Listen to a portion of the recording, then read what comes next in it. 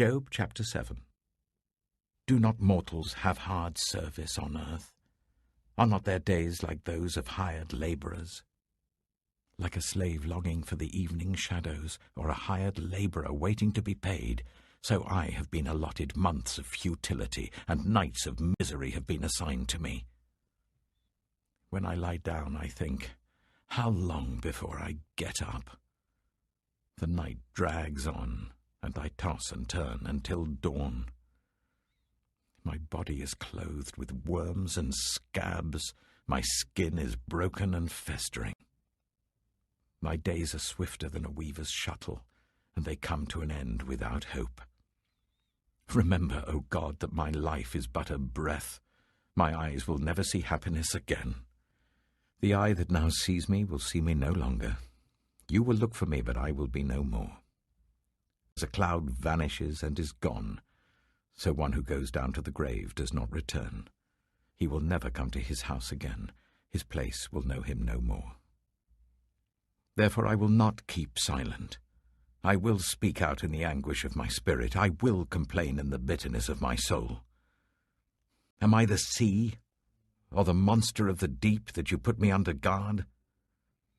When I think my bed will comfort me, and my couch will ease my complaint, even then you frighten me with dreams and terrify me with visions, so that I prefer strangling and death rather than this body of mine. I despise my life. I would not live forever. Let me alone. My days have no meaning. What is mankind that you make so much of them, that you give them so much attention, that you examine them every morning and test them every moment? Will you never look away from me, or let me alone even for an instant? If I have sinned, what have I done to you? You who see everything we do. Why have you made me your target? Have I become a burden to you? Why do you not pardon my offences and forgive my sins? For I shall soon lie down in the dust. You will search for me, but I shall be no more. Job chapter 8. Then Bildad the Shuhite replied, How long will you say such things? Your words are a blustering wind. Does God pervert justice? Does the Almighty pervert what is right? When your children sinned against him, he gave them over to the penalty of their sin. But if you will seek God earnestly and plead with the Almighty, if you are pure and upright, even now, he will rouse himself on your behalf and restore you to your prosperous state. Your beginnings will seem humble, so prosperous will your future be. Ask the former generations and find out what their ancestors learned. For we were born only yesterday and know nothing, and our days on earth are but a shadow. Will they not instruct you and tell you? Will they not bring forth words from their understanding? Can papyrus grow tall where there is no marsh? Can reeds thrive without water? While still growing and uncut, they wither more quickly than grass. Such is the destiny of all who forget God. So perishes the hope of the godless. What they trust in is fragile. What they rely on is a spider's web. They lean on the web, but it gives way. They cling to it, but it does not hold. They are like a well-watered plant in the sunshine, spreading its shoots over the garden. It entwines its roots round a pile of rocks and looks for a place among the stones. But when it is torn from its spot, that place disowns it and says, I never saw you. Surely its life withers away, and from the soil other plants grow. Surely God does not reject one who is blameless, or strengthen the hands of evildoers. He will yet fill your mouth with laughter and your lips with shouts of joy. Your enemies will be clothed in shame, and the tents of the wicked will be no more. Job chapter 9. Then Job replied, Indeed, I know that this is true. But how can mere mortals prove their innocence before God? Though they wished to dispute with him, they could not answer him one sin 1,000 times. His wisdom is profound, his power is vast. Who has resisted him and come out unscathed? He moves mountains without their knowing it and overturns them in his anger. He shakes the earth from its place and makes its pillars tremble. He speaks to the sun, and it does not shine. He seals off the light of the stars. He alone stretches out the heavens and treads on the waves of the sea. He is the maker of the Bear and Orion, the Pleiades and the constellations of the south. He performs wonders that cannot be fathomed, miracles that cannot be counted. When he passes me, I cannot see him. When he goes by, I cannot perceive him. If he snatches away, who can stop him? Who can say to him, "What are you doing?" God does not restrain his anger. Even the cohorts of Rahab cowered at his feet. How then can I dispute with him? How can I find words to argue with him? Though I were innocent, I could not answer him. I could only plead with my judge for mercy. Even if I summoned him and he responded, I do not believe he would give me a hearing.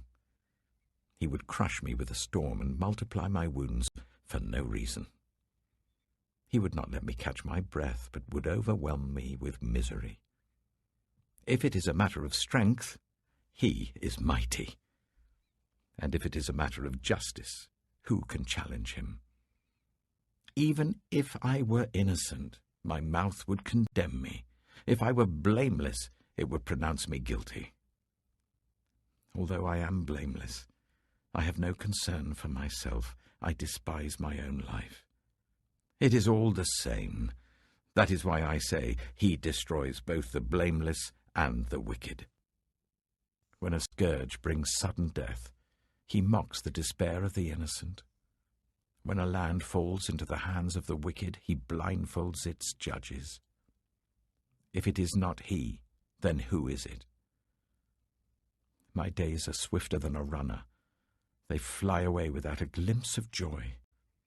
They skim past like boats of papyrus, like eagles swooping down on their prey.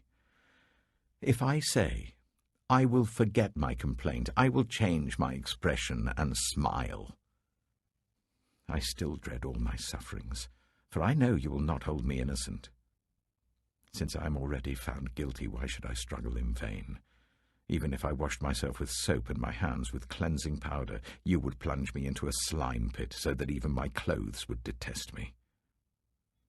He is not a mere mortal like me, that I might answer him, that we might confront each other in court.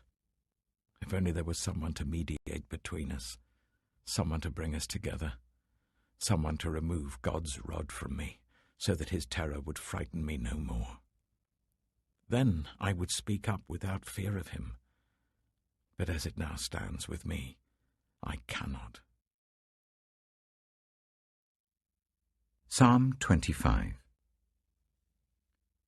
In you, Lord, my God, I put my trust. I trust in you. Do not let me be put to shame, nor let my enemies triumph over me. No one who hopes in you will ever be put to shame, but shame will come on those who are treacherous without cause. Show me your ways, Lord. Teach me your paths. Guide me in your truth and teach me. For you are God, my Saviour, and my hope is in you all day long. Remember, Lord, your great mercy and love, for they are from of old. Do not remember the sins of my youth and my rebellious ways. According to your love, remember me, for you, Lord, are good. Good and upright is the Lord. Therefore he instructs sinners in his ways. He guides the humble in what is right, and teaches them his way. All the ways of the Lord are loving and faithful towards those who keep the demands of his covenant. For the sake of your name, Lord, forgive my iniquity, though it is great. Who then are those who fear the Lord? He will instruct them in the ways they should choose. They will spend their days in prosperity, and their descendants will inherit the land. The Lord confides in those who fear him.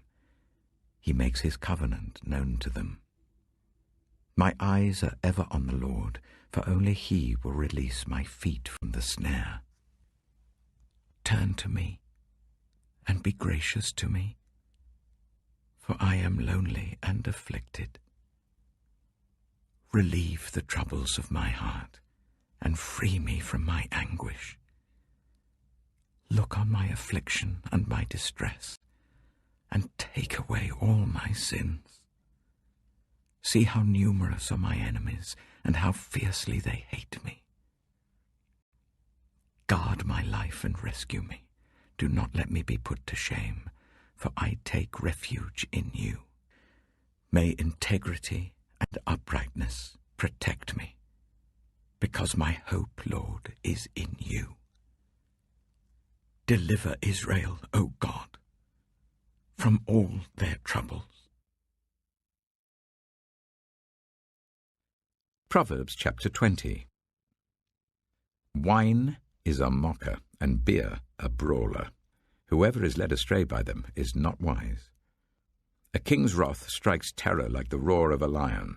Those who anger him forfeit their lives. It is to one's honor to avoid strife, but every fool is quick to quarrel. Sluggards do not plough in season, so at harvest time they look but find nothing. The purposes of a person's heart are deep waters, but one who has insight draws them out. Many claim to have unfailing love, but a faithful person who can find? The righteous lead blameless lives. Blessed are their children after them. When a king sits on his throne to judge, he winnows out all evil with his eyes. Who can say, I have kept my heart pure, I am clean and without sin?